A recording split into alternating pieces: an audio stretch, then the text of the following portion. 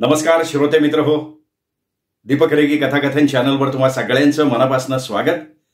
मित्रांनो, आज तुम्ही ऐकणार आहात विजय कापडी सरांची कथा. पण तत्पूर्वी तुम्ही जर आत्ता चॅनलवर पहिल्यांदा आला असाल किंवा अजूनपर्यंत चॅनल सबस्क्राईब केलं नसेल तर प्लीज चॅनल सबस्क्राईब करा. ऐकूयात विजय कापडी सरांच्या 5 बायकांचा दादला ह्या कथासंग्रहातली कथा. आणि कथेचं नाव आहे मंजूच्या तामिळी नवऱ्याची गोष्ट. ऐकूयात मित्र. मंजूचा नवरा महेश त्याच्या कंपनीच्या कामाकरता मुंबईहून चेन्नईला गेला आणि तो परत आला त्यावेळी त्याचं वागणं, बोलणं, चालणं इतकं काही बदललेलं होतं की 6 महिन्यांपूर्वी चेन्नईला गेलेला आपला नवरा महेश हाच आहे का आणखीन कुणी आहे याबद्दल मंजूच्या मनाचा गोंधळ उडाला. महेशला सुरुवातीला 8 दिवसांकरता चेन्नईला पाठवण्यात आलेलं होतं. तिथे जा, कामाचा फडशा पाड आणि ताबडतोब निघून ये असं त्याला मॅनेजमेंट तर्फे सांगण्यात आलेलं होतं. पण चेन्नईला गेल्यानंतर आणि प्रत्यक्ष कामाला सुरुवात केल्यानंतर महेशच्या लक्षात त्या कामाचं स्वरूप आलं आणि त्यांनी 8 दिवसांच्या ऐवजी 15 दिवसांची मुदत वाढवून मागितली. पुढे 15 दिवसानंतर त्याला 30 दिवसांची मुदत वाढ करून घ्यावी लागली आणि 30 दिवसांनंतर परत एकदा असं करता करता ज्या कामाकरता तो 8 दिवसांच्या मुदतीवर आलेला होता ते काम संपवायला त्याला तब्बल 6 महिने लागले. 6 महिने तो चेन्नईमध्ये अडकून पडलेला होता. आणि गमतीची गोष्ट म्हणजे मॅनेजमेंटनी कसलीही खळखळ न करता वेळोवेळी त्याला मुदत वाढवून दिली. मॅनेजमेंटचा डाव महेशच्या लक्षात आला. मुळात कामच ते 6 महिन्यांचं होतं आणि त्याकरता चेन्नईमध्ये दीर्घकाळ तंबू टाकून राहावं लागणार होतं. पण सुरुवातीला 6 महिन्याचं काम आहे असं सांगितलं असतं तर महेशने कुरकुर केली असती. आपलं लग्न हल्लीच झालंय, त्यामुळे 6 महिन्यांच्या दीर्घ मुदतीच्या काळात आपण आपल्या नवपरिणीत बायकोपासून इतकं लांब राहू शकत नाही असं कारण सांगून त्याने अंगावर पडू बघणारं काम झटकून टाकायचा प्रयत्न केला असता. शिवाय मॅनेजमेंटला ते काम महेशकडूनच करून घ्यायचं होतं. त्यामुळे सुरुवातीला 8च दिवसांचं काम आहे, संपव आणि ताबडतोब परत ये असं त्याला सांगण्यात आलं. आणि चेन्नईत जाऊन कामाची सुरुवात केल्यानंतर त्यांनी वाढवून मागितलेल्या मुदतीला संमती देण्यात मॅनेजमेंटनी त्याचाच मोरू करून टाकलेला होता. पण मॅनेजमेंटनी त्याला त्या कामाबद्दल जादा भत्ते दिले होते. त्याला हॉटेलात राहायला लागू नये आणि हॉटेलातलं जेवण घेतल्यामुळे त्याचं पोट बिघडू नये म्हणून त्याच्या राहण्याची सोय कंपनीचे साऊथ झोनचे ऑफिसर इन्चार्ज थिरुवेंकट सुब्रमण्यन अय्यंगार यांच्या घरी करण्यात आली. त्यांच्या प्रशस्त बंगल्यातली एक खोली महेशला देण्यात आली होती. दुपारचं जेवण अय्यंगार साहेबांच्या घरून डब्यातनं येत असे. एकंदरीत काय तर महेशच्या तिथलं वास्तव्य मोठ्या सुखाचं झालेलं होतं. अर्थात त्या 6 महिन्यात त्याला मंजूची अनुपस्थिती फार जाणवायची. मंजू ही चेन्नईला यायला काय हरकत आहे असं सुद्धा त्याला वाटायचं. पण मंजूला हल्लीच एक नवीन नोकरी मिळाली होती आणि पहिल्या 10 महिन्यात 1 दिवसाची सुद्धा रजा घेणार नाही असं लेखी आश्वासन तिने तिच्या मॅनेजमेंटला दिलेलं होतं. परिणामी मंजू आणि महेश यांची मानसिक अवस्था मैं यहां तू कहां या करुण गाण्यातल्या हिरो हिरोईन प्रमाणे झालेली होती. अर्थात महेश आठवड्यातनं एकदा मंजूशी टेलिफोनवरनं गप्पा मारत होता. दोघं एकमेकांशी लाडे लाडे बोलून दुधाची तहान ताकावर भागवत होते. पण शेवटी ते 6 महिने एकदाचे संपले आणि एक दिवशी प्रातःकाळी महेशची स्वारी स्वगृही परतली. ज्या बायकांचा नवरा 6 महिन्यांनंतर येतो त्याचं स्वागत कसं करायचं असतं हे मंजूला चांगलंच ठाऊक असल्यामुळे महेशचं स्वागत अगदी गोड झालं. काय वेगळं सांगायला नको नाही का मंडळी. त्यानंतर मात्र ताबडतोब ती महेशनं आणलेल्या बॅगा उघडून बघायच्या कामाला लागली. महेशने तिला फोनवरनं आपण तिच्याकरता कांचीपुरम सिल्कच्या साड्या आणणार असल्याचं आधी कळवलेलं होतं. त्यामुळे त्यांनी कुठल्या कुठल्या रंगाच्या साड्या आणल्या असतील याबद्दल तिची उत्सुकता अगदी पराकोटीला पोचलेली होती. बॅगेतल्या कपड्यांची उलथापालथ करताना अचानक एक पांढरं वस्त्र तिच्या हाती लागलं. ते वस्त्र मौशार होतं. त्या वस्त्राला चांगला निळा काठ होता. पण ही असली पांढरी साडी महेशनं आपल्याकरता का आणली हे काय मंजूच्या लक्षात येईना. मंजू ती साडी अधिकच उचकटून पाहू लागल्याचं महेशच्या लक्षात आलं. तेव्हा तो घाईघाईत म्हणाला, ए बाग, ती तुझी साडी नाही आहे, ती माझी आहे, वेष्टी. काय काय काय काय काय म्हणालात तुम्ही? मंजूनं चमकून विचारलं. अगं, ती माझी वेष्टी आहे. तिच्या हातातलं वस्त्र आपल्या हातात घेत महेश पुढे म्हणाला, वेष्टी म्हणजे मला सांग आधी, वेस्ट म्हणजे काय? वेस्ट वेस्ट म्हणजे टाकाऊ. ते वेस्ट नाही ग, वेस्ट म्हणजे कंबर नाही का? महेश तिला समजून सांगायला लागला. वेस्ट म्हणजे कंबर. बरं, पुढे? अगं पुढे काय, कमरेला गुंडाळायचं वस्त्र, वेष्टी. अय्या, पण तुम्ही कधीपासून लुंगी नेसायला लागला? अगं ती लुंगी नाही आहे, ती वेष्टी आहे, वेष्टी. ती लुंगीप्रमाणे कमरेभोवती गुंडाळायची असते बरं का. ईश्य, मग लुंगी सुद्धा कमरेलाच गुंडाळतात, डोक्याला नाही काही. मंजू मंजू, अगं लुंगी आणि वेष्टीचा फरक तुझ्या लक्षात आलेला दिसत नाहीये. आणि मग त्यांनी बॅगेतनं एक लुंगी बाहेर काढली. ती मंजूला दाखवत म्हणाला, हे बघ, हिला म्हणतात लुंगी आणि ही वेष्टी. अगं लुंगी दोन्ही टोकांना शिवलेली असते, वेष्टीची दोन्ही टोकं जोडलेली नसतात. बायकांच्या साड्यांप्रमाणे असते वेष्टी. काय समजलं? नाही ते समजलं हो, पण लुंगी आणि वेष्टी फरक काय दोन्ही? पुन्हा तेच. अगं फरक फार मोठा आहे. लुंगी लावून कोणी ऑफिसात जात नाही, वेष्टी लावून जायला कोणाची हरकत नसते. पण ही वेष्टी तुम्ही कुणाला द्यायला आणलीत का काय? जे वेष्टी मी वापरणार आहे. कौतुकानं हातातल्या वेष्टीकडे बघत महेश म्हणाला, वेष्टी नेसून तुम्ही ऑफिसात जाणार? हो का? त्यात एवढं आश्चर्यचकित व्हायचं कारण काय? महेशने विचारलं आणि तो पुढे म्हणाला, अगं चेन्नईमध्ये बरीच माणसं अशी वेष्टी लावून वावरतात बरं का. असतील हो, पण ते चेन्नईमध्ये. आपल्या मुंबईत वेष्टी लावून जाल तर हसतील तुम्हाला सगळे. हसतील ना, मग त्यांचे खिडकी दात दिसतील.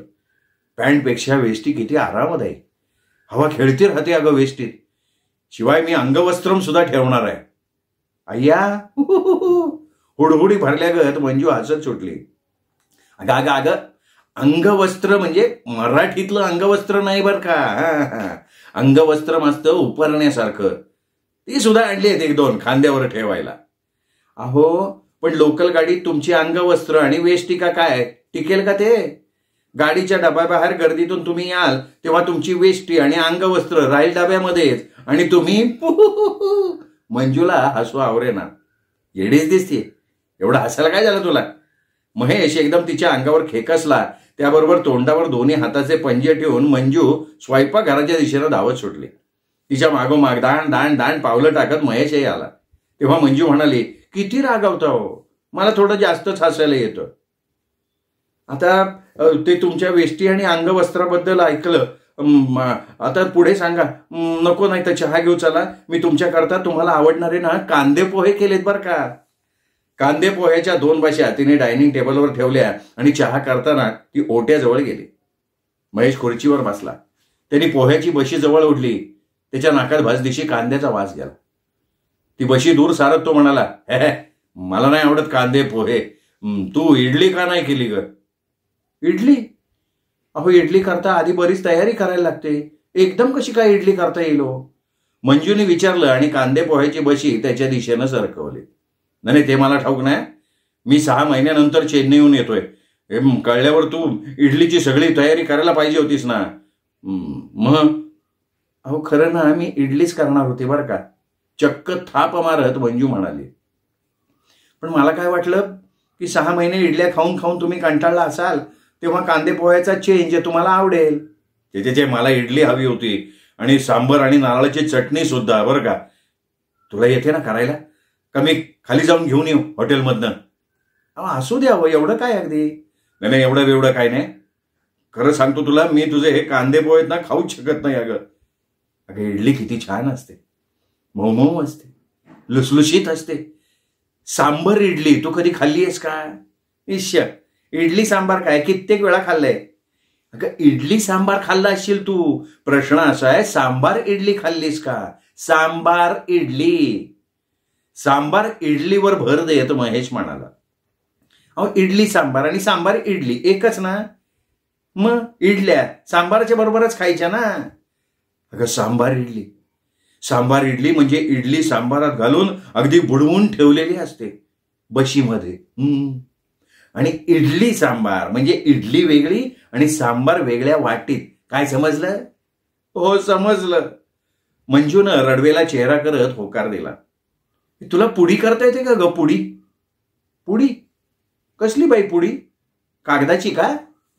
अगं इडली बरोबर सांबार चटणी आणि पुडी सुद्धा देतात. त्या पुडीत तेलाची धार सोडतात. तुला सांगतो मंजू, पुडी लावलेली इडली सुद्धा इतकी टेस्टी असते अगं. महेशचं इडली पुराण थांबवण्याकरता मंजू म्हणाली, म्हणजे मी केलेले हे कांदे पोहे तुम्ही आता खाणार नाही? खाईन खाईन, पण एका अटीवर. उद्याच्या उद्या तू इडली करायला हवीस. परवा डोसा आणि तेरवा उत्तप्पा करशील? महेशनं जिभल्याचं आटत विचारलं. काय इडली, डोसा, उत्तप्पा? अहो काय झालंय काय तुम्हाला? तुम्हाला पॅन्टऐवजी वेष्टी आवडायला लागलीये. तुम्ही अंगवस्त्रम ठेवू बघताय आणि एकेकाळी तुम्हाला आवडणाऱ्या कांद्या पोह्यांच्या ऐवजी इडली. चेन्नईत मोहिनी पडलेली दिसते कोणाची तरी. खरं सांगू का तुला, आय एन्जॉय इडली. आमच्या त्या अय्यंगार साहेबांची पत्नी अगं अशा काही मस्त इडल्या करायची म्हणून सांगू, अगदी मऊ लुसलुशीत बरं का. अगं त्यांच्याकडे सर्वसामान्य पद्धतच आहे. एकदम 4-5 दिवस लागेल एवढं पीठ रगड्यात रगडून घ्यायचं. पहिल्या दिवशी थोड्या पिठाच्या इडल्या करायच्या, उरलेलं पीठ फ्रीजमध्ये ठेवून द्यायचं. दुसऱ्या दिवशी ते थोडंसं आंबतं तेव्हा त्याचा डोसा करायचा. राहिलेलं पीठ पुन्हा फ्रीजमध्ये. तिसऱ्या दिवशी त्या आणखीन आंबलेल्या पिठाचा उत्तप्पा करायचा. म्हणजे वेळेची किती बचत करतात बघ ती माणसं. नाही तर तू. आपली तुलना अय्यंगार साहेबांच्या पत्नीशी केलेली मंजूला अजिबात आवडली नाही, पण बिचारी काही बोलली नाही. तिने एवढंच विचारलं, आणखीन काय काय करायची अय्यंगारीण? नाही, अय्यंगाराची बायको ती अय्यंगारीण आहे. बरोबर आहे तुझं. पण इतक्या चांगल्या, कामसू आणि प्रत्येक कामात प्रावीण्य मिळवलेल्या बाईचा तू अय्यंगारीण असा उल्लेख करावा हे काय आवडलेलं नाही मला. तू त्यांना मिसेस सुब्बलक्ष्मी असं संबोधू शकतेस. अगं ती पुलिओ दुराई इतका छान करायची. पुलिओ दुराई? आता हे काय आहे? अगं पुलिओ दुराई अजब चवदार रसायन आहे ते. ते रसायन खाल्ल्यानं अरे उत्साह वाढतो. हो हो, पण ते रसायन खाल्ल्यानं आपल्याला पोलिओ तर नाही ना होणार? महेश पोलिओ दुराईच्या आठवणीत इतका काही दंग होता की त्यांनी मंजूचा शेरा ऐकलाच नाही. गंभीर मुद्रा करून तो सांगायला लागला, अगं पुलिओ दुराई, पुलिओ दुराई म्हणजे चिंचेचा ठेचा. त्यात मेथी, जिरं, शेंगदाणं आणि लाल मिरची असते. पुलिओ दुराईचं नाव काढलं ना तोंडाला पाणीच सुटलं बघ माझ्या. अगं पुलिओ दुराई कसा खायचा ते मी तुला सांगितलंच नाही. बघ, गरमागरम भातावर लोणकड्या तुपाची धार सोडायची आणि त्यात पुलिओ दुराईची चटणी घालायची. भात छानपैकी कालवायचा आणि बटाट्याच्या चिप्स बरोबर जेवायला सुरुवात करायची. तुला सांगतो मंजू, इतकी मजा येते अगं जेवत राहावंसं वाटतं ग. एक सांग ना, तुला येईल का ग पुलिओ दुराई करायला? तुला पोंगल करता येतो का ग? पोंगल? पोंगल हा एक सण आहे ना तिथला, आपल्या मकर संक्रांती सारखा. अगं सण तर झाला, पण पोंगल हा भाताचा प्रकार आहे. त्या पोंगल बरोबर ना मेदू वडा फार छान लागतो. पोंगल वडा पॉप्युलर डिश आहे. तुला परपू पुडी बद्दल सांगायला विसरलो की मी. परपू पुडी ही कसली बाई पुडी? परपू पुडी म्हणजे आपल्याकडचं मेथकूट. मेथकुटात मीठ नसतं त्यामुळे ते नंतर घ्यावं लागतं, तसला प्रकार परपू पुडी. ती आरोग्याला फार चांगली असते बरं का. काय हो, मला एक सांगा, तुम्ही चेन्नईला ऑफिसच्या कामाकरता गेला होतात का तिथल्या खाद्यपदार्थाची कृती शिकायला गेला होतात? एवढ्या दारावरची घंटी वाजली. कोण आलं बरं? असं स्वतःशी पुटपुटत मंजू दाराजवळ जाऊन दार उघडणार तेवढ्यात तिला जवळजवळ बाजूला ढकलत महेश पुढे झाला. त्यांनी दार संपूर्ण न उघडता फक्त किलकिल केलं. बाहेर बघत म्हणाला, कोण पाहिजे? कोण पाहिजे? अरे तोच पाहिजे. असं म्हणत महेशच्या मेवणा राजा आत आला. महेशकडे बघत काहीशा नाराज आवाजात म्हणाला, अरे तू आज चेन्नईहून येणार म्हणून मंजूताईंनी मला सांगितलं होतं. त्यामुळे तुला भेटायला सकाळी उठून इथे आलो तर तू दार सुद्धा उघडत नाहीयेस. काय आहे काय? महेश म्हणाला, काय आहे, चेन्नईमध्ये दार वाजलं ना की पटकन दार उघडतच नाही. आधी दार किलकिलं करतात, अंदाज घेतात. बाहेरचा माणूस आत यायला नको असेल तर आपणच बाहेर जाऊन त्याच्याशी जे काही बोलायचे ते बोलतात, त्याला बाहेरच्या बाहेर कटवतात. मला तरी त्यांची पद्धत आवडली बुवा. नाही तर आपण कुणी सोम्या गोम्या आला तरी त्याला आपण घरात घेतो, चहा पाणी विचारतो. आता ह्याच्यावर राजा काहीतरी बोलणार, तेवढ्यात महेशच म्हणाला, हे बघ तू बस, मी आज जाऊन तयार होऊन येतो, मग आपण मिळून बाहेर जाऊ, मला ऑफिसला जायचंय. तोपर्यंत तू एक कर ना, मी सुब्बलक्ष्मीच्या विष्णू सहस्त्रनामाची कॅसेट आणली आहे, ती ऐकत बस. कॅसेट सुरू झाली. विष्णू सहस्त्रनामाकडे संपूर्ण दुर्लक्ष करत मंजू आणि राजा थोडा वेळ बोलत बसले. दरम्यान महेश आला. महेशला बघितलं आणि राजाने आच वाचला. अरे अच्छा, अरे हे कुठलं सोंग काढलंस? आज तुमच्या ऑफिसमध्ये काय फॅन्सी ड्रेस कॉम्पिटिशन आहे काय? तू तर पक्का साऊथ इंडियन दिसतोयस की. अहो, महेशनं कमरेला वेष्टी गुंडाळली होती, अंगात साधा शर्ट आणि खांद्यावर अंगवस्त्रम, शिवाय कपाळावर भस्म आणि तांबडा टिळा लावला होता. महेश गंभीरपणे म्हणाला, अरे हे भस्म मी मुद्दाम चेन्नईहून घेऊन आलोय. हे सातत्यानं लावलं ना तर ब्लड प्रेशरचा उपद्रव होत नाही असं म्हणतात. अरे पण तुला ह्या वयात कुठलं आलंय ब्लड प्रेशर? नाही ते आहेच रे, पण समजा तो उपद्रव सुरू झाला तर आपल्याकडनं तयारी नको का? आणि मंजूकडे बघत म्हणाला, मंजू तू आता एक काम कर, संध्याकाळपर्यंत पोंगल किंवा पोलिओ दुराई कसा करतात ते शिकून घे. शिकून घे काय? कुणाकडनं शिकायचं मी ते? मला काही कामावर जायचं नाहीये का? मग ठीक आहे, आज संध्याकाळी हे पदार्थ मी हॉटेलमधनं आणतो, तू त्याची चव तर बघ. पण त्यानंतर मात्र तुला शिकून घ्यायला लागेल बरं का. आणि महेश राजाच्या बरोबर घराबाहेर पडला. मंजू त्याच्या पाठमोऱ्या आकृतीकडे भुवया वक्र करून बघत राहिली. संध्याकाळी महेश परत आला तेव्हा त्याचा सकाळचा सगळा उत्साह निवळला होता. आल्या आल्या तो म्हणाला, अगं तू म्हणाली होतीस तसंच झालं बरं का. माझ्या कपाळावरचं भस्म गर्दीत पुसलं गेलं, खांद्यावरचं अंगवस्त्रम कुठंतरी गहाळ झालं, ही वेष्टी सांभाळता सांभाळता नाकी नऊ आले माझ्या. अरे अरे, ह्या वेष्टीत डब्यात चढणं उतरणं फार कठीण झालं. उतरताना तर माझा कपाळमोक्ष व्हायचा टाळला. अगं तुला सांगतो मुंबईच्या लोकलमधल्या प्रवाशांना कसं उतरायचं तेही समजत नाही ग. चेन्नईमधल्या लोकलमध्ये काय सुखानं प्रवास करता येतो अगं. तरी मी तुम्हाला सांगत होते हो की नाही, ते काही नाही, उद्या या वेष्टीत मी तुम्हाला जाऊच देणार नाही. अगं मीच जाणार नाहीये, हा वेश मी गावातल्या गावात फिरताना वापरीन आता. म्हणे काय खायचे पदार्थ मला तेच पाहिजेत, ते तुला कोणाकडून तरी शिकून घ्यावेच लागतील. त्यानंतर 2-4 महिने असेच उलटले. मंजूनं कुठून तरी एक तामिळी कुटुंबाची ओळख करून घेतली, मैत्री जोडली. त्यांच्याकडून महेशला आवडणाऱ्या सगळ्या पदार्थांची पाकक्रिया ती शिकली. इतकंच नाही तर तिने त्याच्यात प्रावीण्य सुद्धा मिळवलं. एकदा मंजूनं केलेल्या सांबाराचा भुरका मारताना तो म्हणाल सुद्धा, वा फक्कड, सांबाराला अगदी तामिळ टेस्ट आली बरं का. महेशनं दिलेलं सर्टिफिकेट ऐकलं आणि मंजू खूप आनंदली. असेच आणखीन काही दिवस गेले. एक दिवशी नेहमीप्रमाणे महेश संध्याकाळी घरी आला. आल्या आल्या मंजूला म्हणाला, हे बघ, मला उद्या किंवा परवा कलकत्त्याला जायला लागणार असं दिसतंय, ऑफिसचं काम आहे 8 दिवसांचं. त्याबरोबर मंजूच्या डोळ्यासमोर काजवेच चमकले. आता 8 दिवसांकरता कलकत्त्याला निघालेला महेश तब्बल 6 महिन्यांनी परत येणार, तो बंगाली बाबू बनूनच. येताना आपल्याकरता कलकत्त्याच्या कॉटन साड्या आणेल आणि स्वतःच्या जिभेवर चव घेऊन येईल. बंगाली पदार्थांची, रसगुल्ला, चमचम, गोड्या पाण्यातल्या माशांचं कालवण. चे आपल्याला आता बंगाली जेवण शिकून घ्यावं लागणार या विचारानं तिला उदास वाटायला लागलं. तिचा पडलेला चेहरा बघून महेशचा मात्र असा समज झाला की आपला 8 दिवसांचा सुद्धा वियोग मंजूला सहन होत नाहीये. मग तो तिला जवळ घेऊन तिची समजूत काढायला लागला. त्याचं ते लाडं बोलणं ऐकून हसावं का रडावं हे मंजूला कळेन असं झालं. मित्रांनो, कापडी सरांची ही कथा तुम्हाला आवडली असेल, हा व्हिडिओ लाईक करा, मित्रपरिवारात नातेवाईकात शेअर करायला काही हरकत नाही. आणि हो, चॅनल सबस्क्राईब करायचं राहून गेला असेल तर प्लीज चॅनल सबस्क्राईब करा. पुन्हा भेटूयात वेगळ्या लेखकाच्या वेगळ्या कथेसह पुन्हा एकदा. तोपर्यंत नमस्कार मित्र.